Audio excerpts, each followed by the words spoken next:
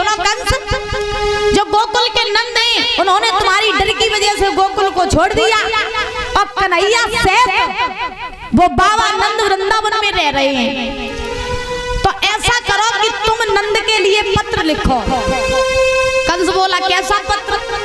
नारद जी ने कहा कि तुम पत्र लिखो, पत्र में ये लिख दो कि हे नंद, हमें यमुना के किनारे से जहाँ काली दे है वहां से हमें 2 डलिया कमल के पुष्प चाहिए। अब कंस कहने लगा बाबा जी पुष्प क्यों चाहिए, बात समझ में नहीं आई। नारद जी कहने लगे कि वहां पर यमुना के किनारे काली दे पर रहता है कालिया नाग, जिसका जल इतना विषैला है यमुना जी का कि डर की वजह से वहां कोई जाता नहीं है। और वो कमल के पुष्प केवल काली दे पर ही मिलते। तो तुम नंद के लिए पत्र लिखो कि नंद हमें 2 डलिया कमल के पुष्प चाहिए, और अगर पुष्प न भिजवाए तो तुम सबको मथुरा की जेल में अब डाल देंगे। बात समझ में आ रही? अब उसी समय जो पत्र लिखा नारद जी ने कंस से कहा, तो कंस कहने लगे बाबा जी बात समझ में नहीं आई।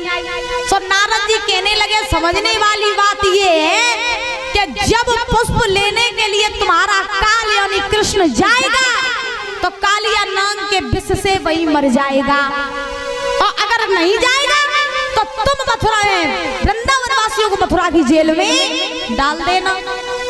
तो इससे अच्छा उपाय क्या होगा कि तुम जाओ भी ना, तुम्हारा काल अपने आप मर भी जाएगा। तो महाराज इतना कह करके नारद जी वहां से चले गए। इधर कंस को नारद जी की बात बड़ी अच्छी लगी।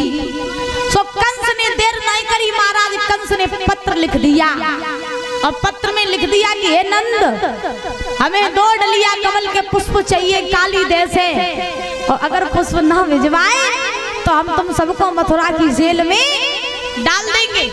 पत्र लिख दिया, लिख करके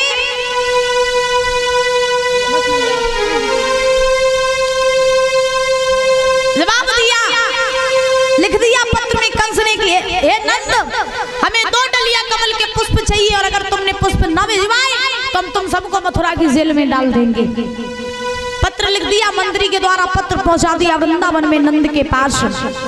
परीक्षित महाराज नंद के पास में जब पत्र पहुंचाया, नंद ने जब पत्र पढ़ा बड़े परेशान हो गए, आंखों में से आंसू निकलने लगे। नंद सोचने लगे अब तो बड़ो गलत हो रहा, कंस के यहाँ से पत्र आया, उसे 2 डलिया कमल के पुष्प चाहिए और न भिजवाए तो कंस हम सबको मथुरा की जेल में डाल देगा, और कोई अगर लेने के लिए गया तो वहाँ कालिया नाग रहता है, जिसकी डर की वजह से वहाँ कोई जाता नहीं है। आगे कुआ पीछे खाई जाए तो जाएगा। तो भगवान वो नंद जो थे वो खड़े होकर के सोच ही रहे थे, तब तक यशोदा आ गई। जब यशोदा आई तो बाबा नंद ने यशोदा को भी सारा हाल बताया। तो बाबा नंद यशोदा जो थी वो भी रोने लगी। जब यशोदा रोने लगी, कहने लगी बाबा नंद से, बाबा अब क्या होगा, कंस के यहाँ से पत्र आया, और अगर कंस की कही ना करी तो कंस मथुरा की जेल में डाल देगा। तब तक क्या हुआ कि नंद यशोदा परीक्षित महाराज बैठ करके रो ही नहीं थे, तब तक भगवान कन्हैया आ गए। अच्छा दादा, एक बात है कि ये नंद और यशोदा जो थे बड़े विचार करने वाली बात है कि नंद और यशोदा जो थे, कहा जाता है कि भगवान उसी के घर जाते हैं जिसके पूर्व जन्म के अच्छे काम होते हैं। अब दादा विचार करने वाली बात ये है कि नंद और यशोदा ने ऐसे कौन से कर्म किए थे पूर्व जन्म में, ऐसे कौन से अच्छे काम किए थे जो भगवान यशोदा के यहाँ पर आए, और यशोदा नंद को अपना माता पिता माना, यशोदा का स्तनपान किया और यशोदा के पुत्र बन करके रहे। बताओ, सोचने वाली बात है कि नहीं है? क्योंकि जिसके पूर्व जन्म के जो कार्य होंगे भगवान उसी के यहाँ जाते हैं। प्रमाण यहाँ तक मिला कि यशोदा और नंद जो थे ये पूर्व जन्म में बसु और धरा थे। नंद जो थे इनका नाम था बसु, और यशोदा जो थी इनका नाम था धरा। विचार करना, शायद बहुत ही कम लोगों को ये बात पता हो। यशोदा जो थी उनका नाम था धरा और नंद जो थे उनका नाम था वसु। पूर्व जन्म में ये दोनों बहुत ही गरीब थे, इतने गरीब थे कि इनके घर में सुबह भोजन बन जाए तो शाम को नहीं, और शाम को बन जाए तो सुबह नहीं, और कभी कभी तो इनके घर में भोजन ही नहीं बनता था, इतने गरीब थे परीक्षित महाराज। लेकिन भगवान के भी बहुत बड़े भक्त थे, इतने बड़े भक्त थे कि कितना भी कष्ट आ जाता था लेकिन भगवान का नाम लेना नहीं छोड़ते थे। ये धरा जो थी बहुत बड़ी भगवान की भक्त थी, बहुत भक्ति करती थी। जब एक बार भगवान ने देखा कि ये धरा जो है वसुधरा, ये हमारे बहुत बड़े भक्त हैं, इनके ऊपर संकट तो बहुत सारे हमने दिए लेकिन फिर भी भक्ति करना हमारी नहीं छोड़ते, तो चलो चल करके इनकी परीक्षा लेनी चाहिए। अच्छा, भगवान अपने भक्तों की परीक्षा बहुत लेते हैं और कहा जाता है जो भगवान का सच्चा भक्त होता है उसी के ऊपर कष्ट भी आते हैं। जो भगवान का सच्चा भक्त होता है उसके ऊपर कष्ट आते हैं, और ध्यान रखना वो कष्ट नहीं होते, वो परीक्षा होती है। भगवान कहते हैं कि देखे मेरा भक्त दुख में हमें याद करता है, देखे मेरे भक्त के अंदर कितनी क्षमता है कि मेरा भक्त परीक्षा में सफल हो पाएगा या नहीं। जिस प्रकार से एक अध्यापक अपने बच्चे का एग्जाम लेते हैं, टेस्ट लेते हैं, पेपर होते हैं टेस्ट के टाइम, तो अध्यापक इसलिए बच्चे का टेस्ट लेता है, अध्यापक इसलिए बच्चे का टेस्ट लेता है कि देखें इसने कितना पढ़ा और देखें ये टेस्ट में पास हो पाएगा या नहीं। उसी प्रकार से भगवान भी भक्तों की परीक्षा लेते हैं। क्यों? भगवान कहते हैं कि देखें भक्त ने मेरी भक्ति तो बहुत कर ली, अब देखें जब पास हो पाई है कि नहीं हो पाई है परीक्षित महाराज। इसीलिए भगवान अपने भक्तों की परीक्षा लेते हैं। वसुधरा के भगवान ने सोचा कि ये बहुत बड़े भक्त हैं तो क्यों ना इनकी परीक्षा लेनी चाहिए।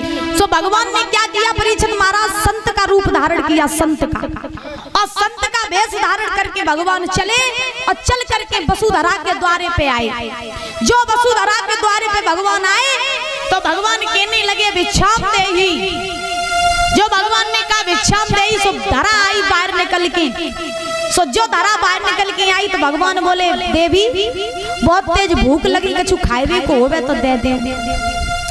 सो महाराज धरा ने जवाब दिया बिल्कुल महात्मन हम आपको भोजन अवश्य कराएंगे, आप मेरे आश्रम में चलिए। धरा ने भगवान को अपने अंदर प्रवेश करवा लिया, अपनी झोपड़ी में बैठा लिया, सुंदर सा आसन लगा दिया। अब धरा सोचने लगी कि खाए को तो कुछ नहीं, संत को परोसे क्या खिलाए संत को। तो महाराज धरा ने क्या किया कि भाग करके पास में एक साहूकार की दुकान थी, तो एक साहूकार के पास में धरा पहुंची भाग के, और साहूकार से हाथ जोड़ के बोली भैया मेरे घर में दो महात्मा आई हैं, ऐसा करो कि हमें नाज दे दो, जो अपने महात्मन को उन संतन को हम भोजन कराए दें, आपकी जो उधारी होगी हम जल्दी ही दे देंगे। लेकिन धरा इतनी सुंदर थी, बात समझ में आ रही? धरा इतनी सुंदर थी कि उसकी सुंदरता को देख करके देवता भी मोहित होते थे, इतनी सुंदर थी। तो जो धरा साहूकार के पास पहुंची तो महाराज साहूकार की दृष्टि गलत हो गई, और जब साहूकार की दृष्टि गलत हुई तो महाराज साहूकार की नजर धरा के स्तनों पे पड़ी, और जब स्तनों पे पड़ी तो धरा ने कहा साहूकार भैया हमें नाज दे दो। तो उस साहूकार ने कहा धरा तुम ये दो स्तन हमें दे दो, हम तुम्हें जितना मांगोगी उतना धन तुम्हें दे देंगे। परीक्षित महाराज ध्यान रखना, धरा ने बिना सोचे समझे अपने दोनों स्तन काट करके उस साहूकार को दे दिए, और दे करके साहूकार से नाज लेकर के अनाज लेकर के घर में आई, अनाज पकाया, पका करके भोजन बनाया, संतों को भोजन कराया, यानी भगवान को जब भोजन कराया धरा ने, तो महाराज जब भगवान को भोजन परोस रही थी धरा, तो धरा के महाराज रक्त निकलने लगा। जब रक्त निकलने लगा तो भगवान ने जवाब दिया धरा ये तुम्हारे रक्त क्यों निकल रहा है? तो धरा ने जवाब दिया प्रभु पहले आप भोजन कीजिए उसके बाद बताएंगे। भगवान ने भोजन किया, भोजन करने के बाद में भगवान ने पूछा धरा अब बताओ रक्त क्यों निकल रहा है। तब धरा ने आंखों में आंसू लेकर के जवाब दिया, प्रभु आप मेरे घर आए तो, लेकिन मेरे घर भोजन बनाने की व्यवस्था नहीं थी। एक साहूकार के पास गए, साहूकार की दृष्टि गलत हो गई, उसने हमारे 2 स्तन मांगे, मैंने 2 स्तन काट करके साहूकार को दे दिए, इसीलिए महाराज हम आपके भोजन की व्यवस्था करके आए। जो इतने वचन कहे भगवान अपने साक्षात वेश में आ गए, 4 भुजाएं धारण कर ली। जो नारायणी रूप में भगवान आए उसी समय धरा भगवान के चरणों में गिर पड़ी। भगवान ने जवाब दिया, धरा आज तुमने ये साबित कर दिया कि तुम भगवान की कितनी बड़ी भक्त हो, तुम मेरी कितनी बड़ी भक्त हो। जाओ हम तुम्हें ये वरदान देते हैं कि जिस साहूकार को तुम 2 स्तन दान करके आई हो, जाओ हम तुम्हें वरदान देते हैं कि द्वापर युग में जब कृष्ण का अवतार धारण करेंगे तो इन्हीं स्तनों का पान हम करेंगे, तुम्हारे पुत्र बन करके हम आएंगे। वृंदावन बिहारी लाल की